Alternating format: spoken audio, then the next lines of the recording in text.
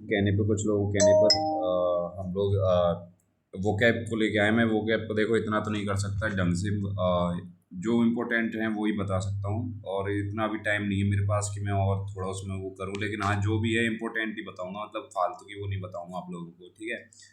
तो ये फर्स्ट वो क्या है, फॉरियोची। फॉरियोची का मतलब होता है जो आदमी बहुत ही ज़्यादा प्राइवेट रहता है, जो मतलब कि ज़्यादा सोशल नहीं होता, किसी से बातचीत नहीं करता, उसको फॉरियोची बोलते हैं। मतलब जैसे जो बात जैसे अनकम्युनिटी, तुम कितने असामाजिक हो, मतलब you are a very fortune person, मतलब तुम बहुत असामाजिक आदमी हो, ठीक है ना। ये फर्स्ट वो कैब हो गया आपके लिए।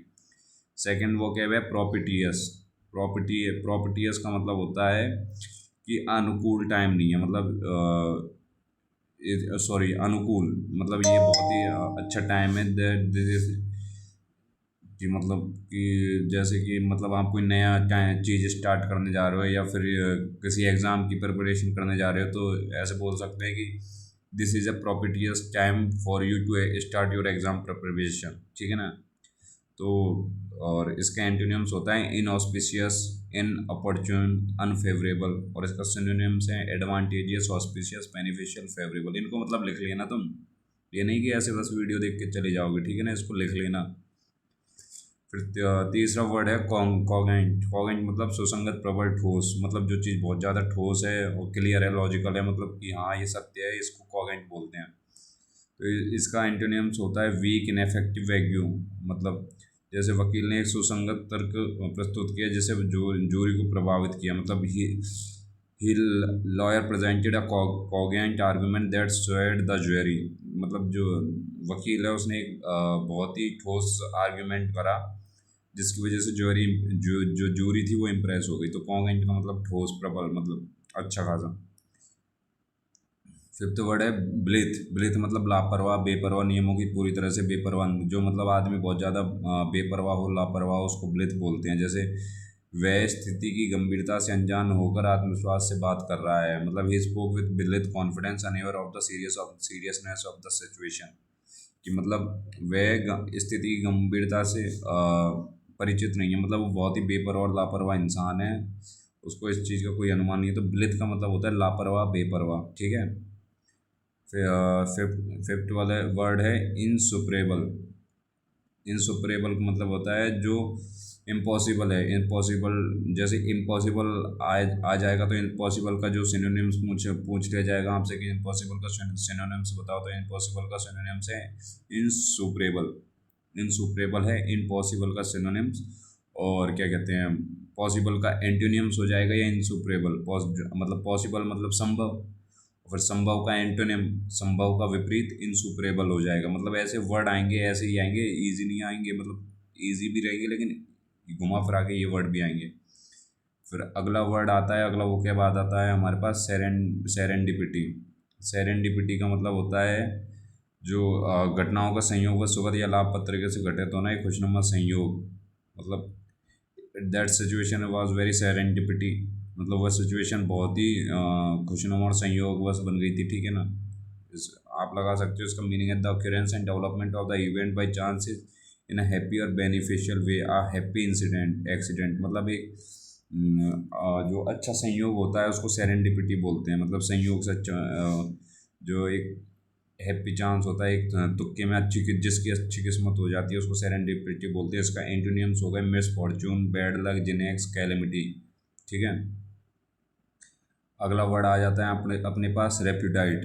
रेप्यूडाइट का मतलब होता है खंडन करना, अस्वीकार करना किसी चीज़ को, कि मतलब इस चीज़ को मैं नहीं मानता। मतलब I repudiate this, yo I repudiate your logical, I repudiate your logic, मैं आपकी लॉजिक को खंडित करता हूँ, अस्वीकार करता हूँ। या फिर जैसे कि you told me yesterday, you told me about something that was happen, so I repudiate your words, I repudiate your statement. इसका मतलब मैं आपके स्टेटमेंट को खंडित करता हूँ, ठीक है, अस्वीकार करता हूँ, खंडन करना। इसका एंटोनिम्स हो जाता है एक्सेप्ट, एम्बेरेस, अप्रूव, एक्नॉलेज। ये इसके एंटोनिम्स हो जाएंगे, ठीक है। आप इनको लिख लेना, ठीक है। उसके बाद आता है फॉर्ज। फॉर्ज मतलब होता है बनाना, गढ़ना, जाली, नकली। जो जाली होता है, जो नकली होता है, उसको बोलते हैं फॉर्ज, ठीक है ना। इसका मतलब ये सिनोनिम्स हैं इसके: बिल्ड, एस्टेब्लिश, क्रिएट। एंटोनिम्स हैं: डिस्ट्रॉय, बिक्री। ये है, युवा कप्तान भविष्य के लिए एक मजबूत और एकजुट भारतीय टीम बनाने की आशा करता है। The young captain hopes to forge a strong, sorry इसका मतलब जाली नकली नहीं है, जाली नकली में भूल गया, एक फॉर्ज है, फॉर्गी होता है वो, सॉरी यहाँ। तो इसका मतलब होता है बनाना, गढ़ना, मतलब the young captain hopes to forge a strong and united Indian cricket team for the future, कि मतलब युवा कप्तान भविष्य के लिए एक मजबूत और एकजुट भारतीय क्रिकेट टीम बनाने की आशा करता है। ठीक है। उसके बाद जो अगला अपने पास वो कैब है वो है पिक्वेंट। पिक्वेंट मतलब रोचक, उत्तेजक। रोचक उत्तेजक मतलब वो चीज़ बहुत ही रोचक है, बहुत ही उत्तेजक है।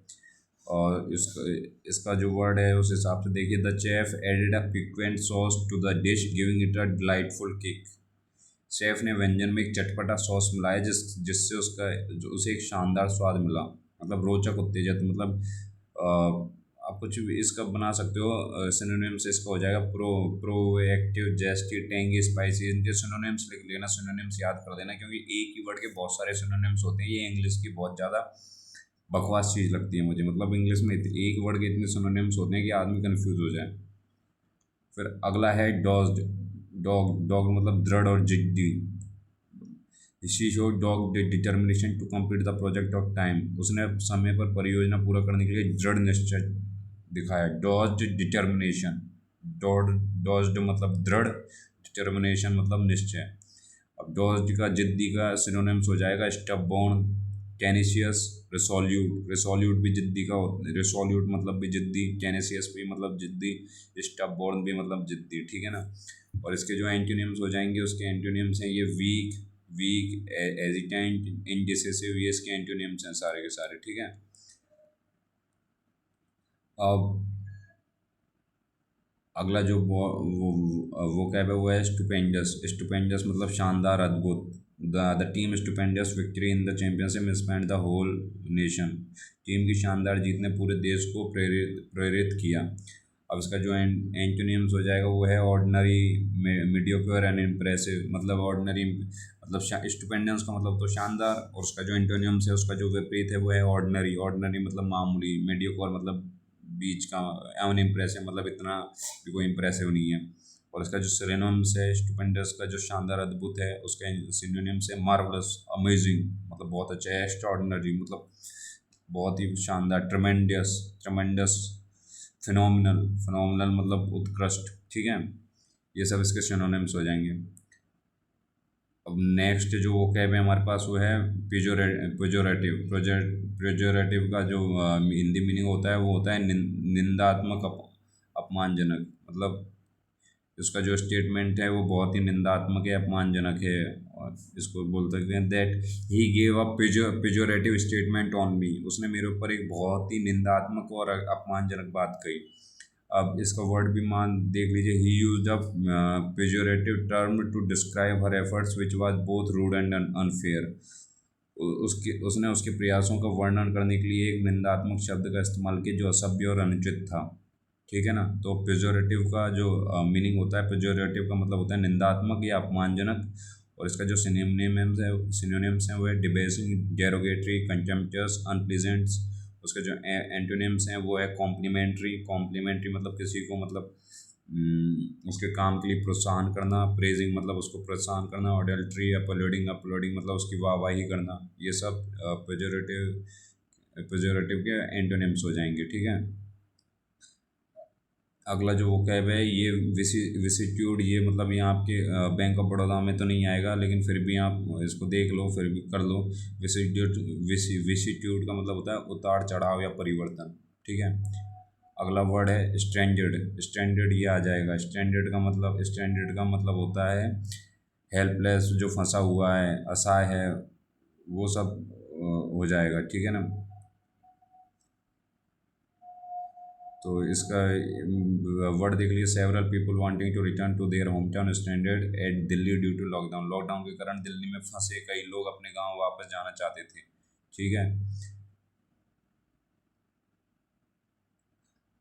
अगला वर्ड है मैंगल। मैंगल का मतलब होता है खराब हो जाना या फिर डिस्ट्रॉय हो जाना, जो मतलब कहाँ काम नहीं कर रही जो चीज़, that your machine act like mangle, मतलब आपकी मशीन बिल्कुल डिस्ट्रॉय है, ख़राब है। My jacket got mangle in the washing machine, मेरी जैकेट वॉशिंग मशीन में उलझ कर फट गई, ख़राब हो गई। मैंगल का मतलब होता है उलझना, फटना, ख़राब हो जाना।